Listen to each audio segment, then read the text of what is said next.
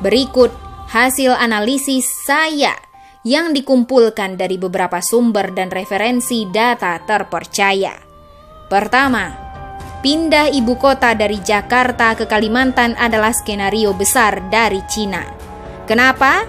Karena Kalimantan mempunyai peran penting dan posisi strategis bagi program obor One Belt One Road sebagai pintu masuk Cina untuk menancapkan hegemoninya lebih dalam di kawasan Asia.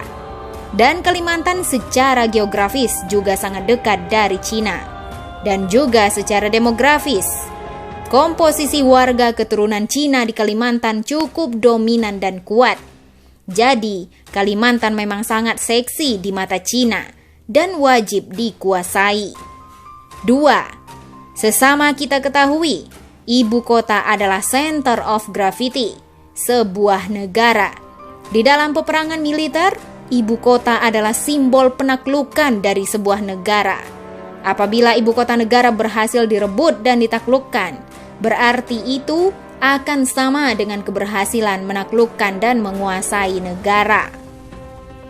Kondisi Jakarta yang begitu padat dan mengakar secara geokultural dan geografis tentu akan sulit menembus dan menaklukkan Jakarta yang begitu besar dan sudah berurat berakar dikuasai banyak negara lainnya berdasarkan kepentingannya masing-masing. Disinilah cerdiknya Cina. Trauma akan lengsernya Ahok dan gagalnya proyek reklamasi Jakarta dan Meikarta menjadikan Cina mempercepat agenda pemindahan ibu kota Indonesia ke Kalimantan. Tujuannya apa? Kalau ibu kota dipindah, maka Jakarta akan lumpuh. Kekhususannya pun akan dipreteli dan dicabut. Semua kendali negara dipindahkan ke tempat ibu kota baru, yaitu di Kalimantan. Nah, apabila ibu kota baru sudah berdiri dan berjalan, maka secara otomatis remote kontrol negara Indonesia yang selama ini berada di Jakarta akan berpindah tangan ke Kalimantan. Dan ini sama artinya, semua kendali negara kita akan berpindah tangan ke Kalimantan. Secara paralel, seiring proses pembangunan ibu kota ini berjalan, Cina dengan mudah akan memobilisasi rakyatnya untuk masuk dan migrasi ke Kalimantan, agar kemudian menjadi mayoritas dan menguasai mutlak Kalimantan secara penuh, mulai dari fisik ekonomi, politik, dan komposisi jumlah penduduk seperti sejarah berdirinya Singapura dengan menyingkirkan pribumi Melayu. Dan ini bukan hoax atau halusinasi, karena fakta dan data ke arah itu sudah terbuka terang benderang. 3. Skenario peta jalan perpindahan ibu kota ini langsung terbaca oleh si adik kuasa Amerika bersama aliansinya. Kalau Kalimantan menjadi pintu masuk program obor Cina, maka Papua adalah pintu masuk program TPP, Trans-Pacific Partnership, Amerika dan aliansinya untuk membendung hegemoni Cina di Asia Pasifik. Papua sejak masa Perang Dunia Pertama dan Kedua pun sudah memiliki arti penting bagi Amerika. Bahkan juga secara kebijakan pertahanan, Amerika sudah menjalankan konsep US Indo-PACOM, yaitu membentuk border aliansi segitiga India, Australia, Jepang untuk menghadapi Cina. 4. Jadi, perpindahan ibu kota ke Kalimantan ini sangat berdampak besar bagi masa depan Indonesia di antara jepitan dua kekuatan besar raksasa dunia. Perpindahan ibu kota ke Kalimantan adalah simbol kemenangan Cina atas Amerika dalam merebut dan menguasai Indonesia.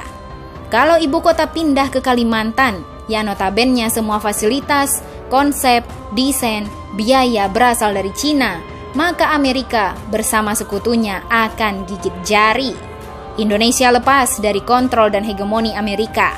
Wajah Indonesia akan berganti menjadi Indo-Cina.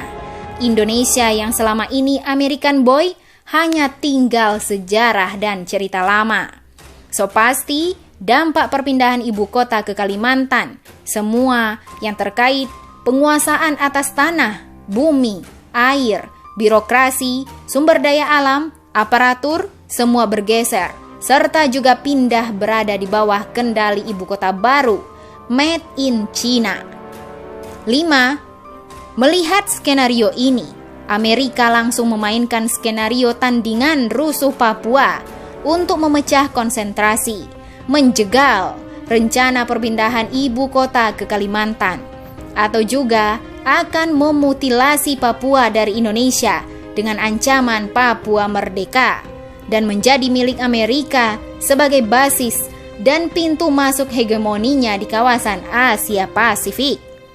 Karena pasti Amerika tidak akan rela ladang suburnya selama ini akan diambil alih Cina karena sumber kekayaan alam Papua yang melimpah serta letak geografis Papua yang tepat berada di tengah kawasan yang menghubungkan Amerika dengan Asia Pasifik Australia.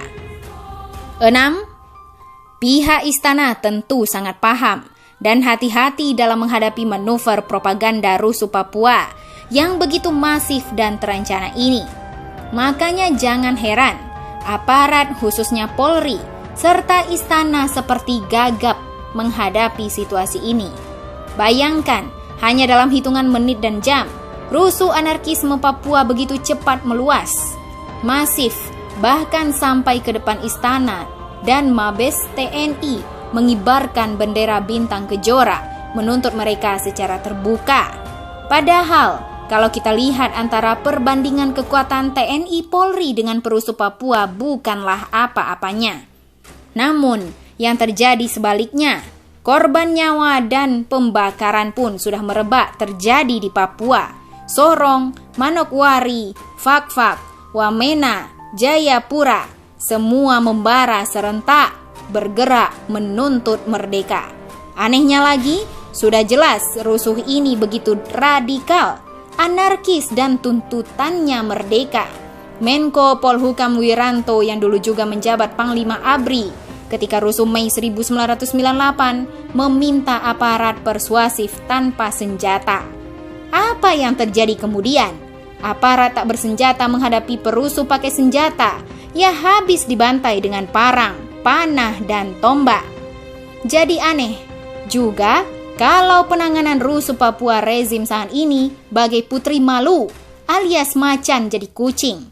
Sangat berbeda ketika menghadapi aksi 212 dan rusuh 21 hingga 23 Mei pada Pilpres yang lalu. Negara kelihatan begitu ganas, perkasa, malah semena-mena terhadap umat Islam yang datang membawa sajadah dan kopiah. Ketimpangan dan perbedaan ini terjadi karena negara pasti sudah tahu siapa aktor dan pemain di belakang rusuh Papua. Artinya, rusuh Papua tidak lebih bentuk perlawanan Amerika melalui proksi dan aliansinya di Papua terhadap manuver Cina yang mau pindahkan ibu kota ke Kalimantan. Cuma yang kita sayangkan adalah sikap pemerintah hari ini yang tidak jelas alias pengecut. Seharusnya Indonesia pandai memainkan prinsip politik luar negeri negara kita, yaitu bebas dan aktif, sehingga tidak perlu terkungkung di bawah ketiak satu negara secara total. Seharusnya Indonesia bisa memanfaatkan kondisi ini untuk menjadi peluang bargaining yang paling menguntungkan dari tarik-menarik dua raksasa dunia ini, bukan malah terjepit tak berdaya seperti sekarang ini. Untuk itu, kembali pada kesimpulan, inilah saatnya bangsa Indonesia menyiapkan skenario ketiga untuk membebaskan Indonesia dari jepitan dua raksasa dunia ini. Cukup rakyat yang jadi korban, negara diobok-obok, kita diadu domba. Indonesia harus bangkit dari kondisi keterjajahan ini. Mari rakyat Indonesia bersatu padu untuk mendesak pemerintah agar berani bertindak tegas, menumpas separatisme Papua dengan tuntas. Karena kalau tidak, rusuh Papua bisa menjadi pemicu utama dari disintegrasi bangsa. Selanjutnya, masyarakat juga mendesak agar presiden serta legislatif untuk membatalkan wacana pindah ibu kota ke Kalimantan. Karena ide ini hanyalah ibarat Indonesia memberikan lehernya kepada Cina. Stop! Jangan lagi jadi pengkhianat bangsa dengan menjadikan diri pelayan, penjilat kepentingan Cina. Mari kita kembalikan Indonesia sebagaimana amanah konstitusi kita, yaitu menjadi bangsa yang bersatu, berdaulat, adil dan makmur di bawah panji Pancasila. NKRI harga mati, insya Allah. Oleh Anton Permana, alumni Lemhanas PPRA L8 tahun 2018. Bagaimana menurut Anda?